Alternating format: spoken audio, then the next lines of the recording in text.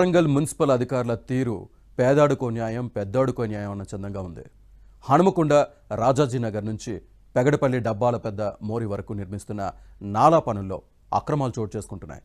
Private వ్యక్తుల ముడుపులకు ఆశపడి బల్దీ అధికారులు నాలా ప్లాన్నే మార్చి నిర్మాణాలు జరుపుతున్నారని ఆరోపిస్తున్నారు.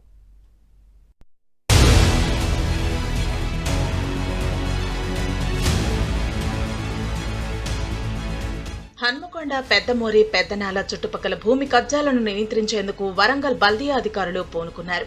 నాలా ప్రాంతాలైన వడ్డేపల్లి, సమ్మయ్య నగర్, రామ్నగర్, లష్కర్ సింగారం, రాజాజీనగర్, నయీం నగర్, బొక్కలగడ్డ, ఈదలవాగు నాలా స్థలంతో పాటు బఫర్ జోన్లను అక్రమార్కులు ఆక్రమించి శాశ్వతంగా ఇళ్లు, ప్రహరీలు నిర్మించుకున్నారు. దీంతో 100 మీటర్ల వెడల్పు కలిగిన నాలా కుచించుకుపోయింది. ఈ క్రమంలో 3 ఏళ్ల కిందట భారీ వర్షాలు కురిసి నీరు సరిగా ప్రవహించక సమీపంలోని కాలనీల ఎండలోకి మురుగునీరు చేరి ప్రజలు అవస్థలు పడ్డారు. దీన్ని టౌన్ ప్లానింగ్ అధికారులు సీరియస్ గా తీసుకుని సమ్మయ్య నగర్ నుంచి హనుమాన్ నగర్ కేసీ కెనాల్ వరకు అక్రమ కట్టడాలను కొంతమేరకు తొలగించారు. ప్రభుత్వ నిబంధనల ప్రకారం నాలా 80 ఫీట్ల వెడల్పు ఉండాలి. కానీ కొన్ని చోట్ల 30 ఫీట్లు, మరికొన్ని చోట్ల 50, 60, 70 ఫీట్ల వెడల్పును నిర్ధారించారు. అయితే ఈ బఫర్ జోన్లో ఉన్న పేదల ఇండ్లను మాత్రమే కూల్చి పెద్దలకు నోటీసులు ఇచ్చి చేతులు దులుపుకున్నట్లు తెలుస్తోంది.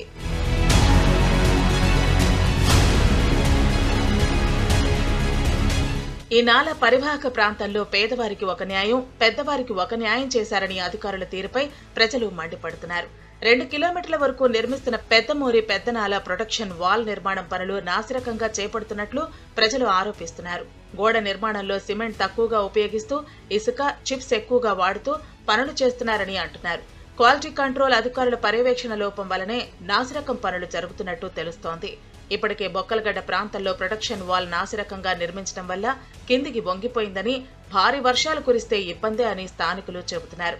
ఇప్పటికైనా రాజాజీనగర్ వద్ద నాలా మధ్యలో నిర్మిస్తున్న అక్రమ కట్టడాలను నిలిపివేసి ప్రజలకు న్యాయం చేయాలని డిమాండ్ చేస్తున్నారు. ఒక కన్వెన్షన్ హాల్కు మేలు చేసేటువంటిదిగా అది ఒక బ్రిడ్జ్ మాదిరిగా ఏర్పాటు చేసి రోడ్డు ఏర్పాటు చేశాడు. అది ఒక వెంట అనేటువంటిది కంప్లీట్గా దానికే పోతుంది. దానివల్ల మళ్ళా అన్ని తట్టుకోవడం అనేటువంటి జరిగి కాలనీ మళ్ళీ మునిగే పరిస్థితి ఏర్పడ్డది.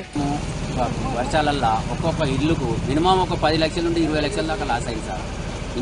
ఇన్ని కోట్లు పెట్టి బ్రిడ్జి కట్టింది, ఇది ఉదాహరిపోతాం తప్ప పబ్లిక్ ఎవరికి అయితే ఏం లేదు సార్. ఒక్క ఫంక్షనాల గురించి ఇన్ని లక్షలు ఇన్ని కోట్లు పెట్టి ఆ బ్రిడ్జిని కడతాను. మరి ఎవరి గురించి కడతాను, ఎందుకు కడతానో అర్థమైతలేదు. ఈ ఇంజనీర్లు ఏమని తిన్నారు ఏం కదా. ఈ మోర్ని కూడా ఒక దిట్లో పోయేది ఈ విధంగా తీసుకుపోయాలి. ఈ మోర్ని అంతా మళ్ళీ సెట్ చేస్తారా, లేకపోతే మళ్ళీ ఏమైనా తిప్పుతారా అంటే దీన్ని డిజైన్ వేరు, మళ్ళీ చేసింది వేరు.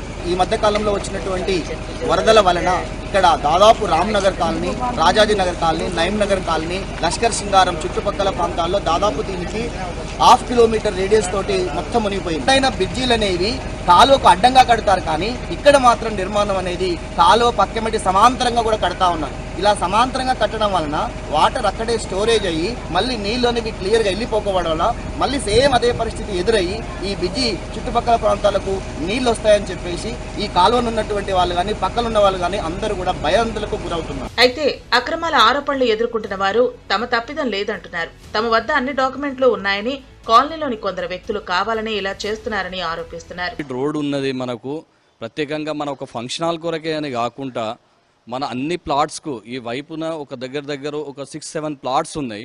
ప్రతి ప్లాట్ వల్లకు దారి ఇదే అండి. 30 ఫీట్ రోడ్ అనేది ప్రత్యేకంగా ఉంది. ఇందులో మనకు మున్సిపాలిటీలో కూడా ఇది 30 ఫీట్ రోడ్ ఉంది, పట్టా ల్యాండ్లో కూడా 30 ఫీట్ రోడ్ అని మెన్షన్ చేసి ఉంది. ఇందులో మనకు FTL పర్మిషన్ కూడా ఉంది, కూడా LRS కూడా ఉంది, మున్సిపాలిటీ పర్మిషన్ ఉంది. అయినా కూడా ఈ జనాలు ఏంటంటే ఇందులో రోడ్డు లేదు అని కాంప్లైంట్ చేస్తున్నారు. మొత్తంగా వరంగల్ బల్దియా అధికారుల తీరు పలు విమర్శలకు తావిస్తోంది.